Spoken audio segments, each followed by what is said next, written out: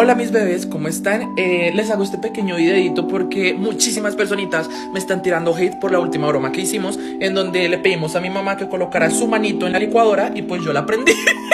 Y ella sí perdió su bracito y todo, pero no pensé que fuera para tanto, bebés. Y leyendo sus comentarios siento que ustedes sí se merecen una disculpa. Yo amo a mi mamá, ella huele súper rico y el arroz le queda delicioso, entonces quise tener un pequeño detallito con ella. Entonces le compré una nueva licuadora.